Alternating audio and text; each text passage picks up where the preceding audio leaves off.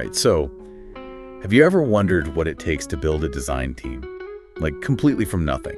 And not just once, but like over and over again.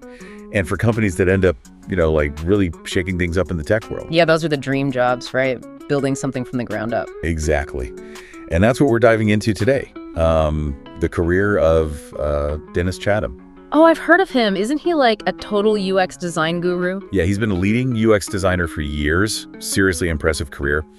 We're looking at his LinkedIn profile and this personal statement he wrote, trying to piece together how he went from building that very first design team at HomeAway to like transforming Zen Business's UX team into this like 20-person powerhouse. Wow. Okay. HomeAway, Zen Business. We're talking big names here. Right. So one of the first things that really like jumped out at me was his time at HomeAway. Imagine this, right?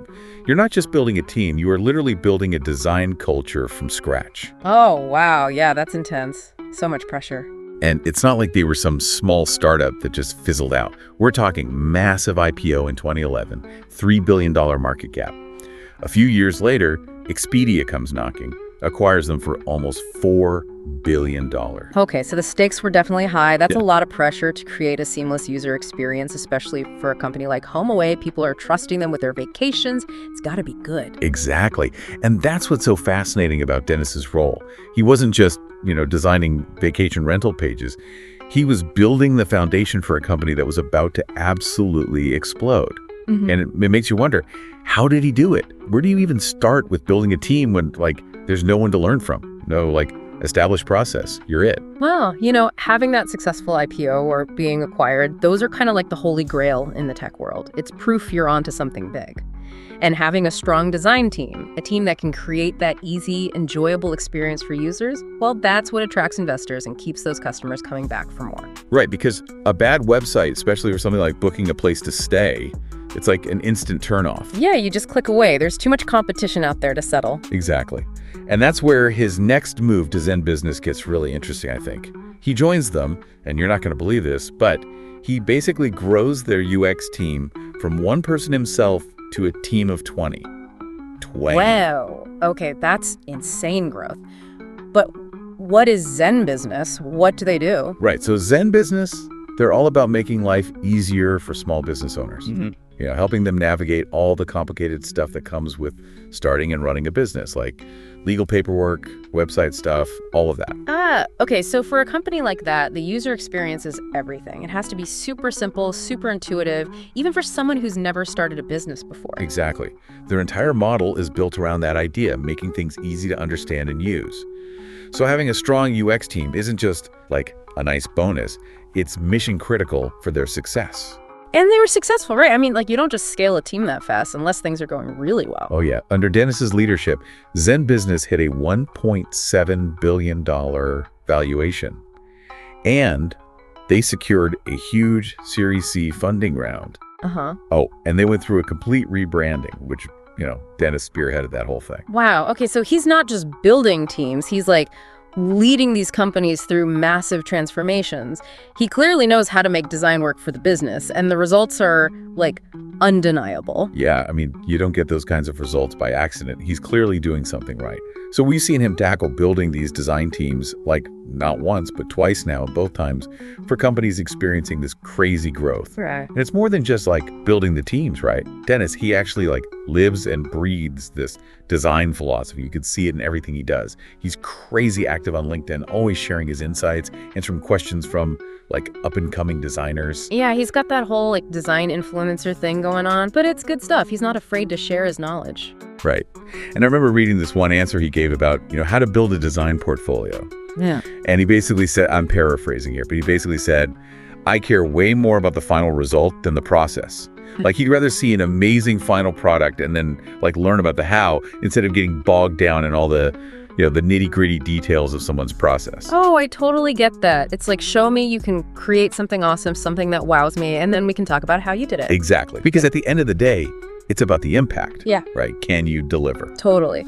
And that's super important in the startup world where everything moves so fast. You got to be able to adapt, iterate, get things done quickly. It's less talk, more action. Show me what you got. Exactly. And you see the same kind of focus on clear communication in other parts of his work too, like the way he approaches presenting wireframes. He keeps things super simple, really focused, makes it all about collaboration, makes sure everyone understands the why behind his choices. It's really smart. It's about solving those real-world problems for users, Right. right? But also making sure it all, meshes with the company's goals. It's that balance. Yeah, design for a reason, right? Not just for the sake of design. Exactly. And speaking of solving problems, let's talk about his time at CS Disco. They're tackling this whole, really complex world of legal tech. Oh, yeah, CS Disco. Didn't they, completely revolutionize legal research or something? I feel like I read about them. Yeah, they're doing some really interesting stuff. And this is another example of Dennis stepping into this, super crucial leadership role at a pivotal time for a company. They were gearing up for their IPO, which, by the way, in the legal tech industry, that's, a huge deal. Yeah, that's not an easy space to break into. You got to convince investors that you're the real deal, not just another legal software company. Exactly. And Dennis was a big part of building that trust. Through design, he joins them as the lead designer, has to build, you guessed it, another design team, totally from scratch, with this IPO deadline looming over them. It's a lot. So did they make it? How'd the IPO go? They crushed it. CS Disco's IPO, they raised a cool $224 million. Proof that their, unique approach to legal tech, it was resonating. People believed in what they were building. Okay, so we're seeing a pattern here. He joins a company, builds a team, they experience crazy growth, success, IPO, the whole 9 yards. It's kind of remarkable. Right. It's like he's got this magic touch, at least when it comes to building design teams that, actually elevate companies to that next level. It's not just luck, though. The guy clearly knows what he's doing, so what's his secret? What's he doing differently? Well, one thing that really stands out to me is his willingness to dive deep into the nitty-gritty of whatever industry he's working in. So at CS Disco, right, he jumps headfirst into this world of litigation. He creates this thing called a journey map. A journey map. Okay, now I'm intrigued. Break that down for me. What is that? So imagine you're a lawyer, right? And you're using CS Disco's software for the very first time. A journey map, it's basically a visual representation of every single step of that experience, from the second they log in to, hopefully the moment they find that key piece of evidence they're looking for, everything. So it's like a roadmap of the user's experience, right? Helping you pinpoint any potential problems or areas where things could be better. Exactly. And by doing this, by creating this journey map, Dennis, he was able to really put himself in the shoes of CS Disco's users, the lawyers, and understand their needs, their frustrations on a much deeper level. Which then allows him to design solutions that not only look good, but actually make sense for the people using them. Exactly. And to make sure his whole team was on the same page, he started doing these things called Search North Star sessions. Okay, Search North Star sessions. I'm going to be honest, I have no idea what that means. Right. So basically, they were all about getting the entire team aligned on a shared vision for the product, a strategy for moving forward, identifying the North Star in the sky and making sure everyone is navigating towards it together. Ah, okay. So it's all about collaboration, making sure everyone's moving in the same direction. But why Search North Star?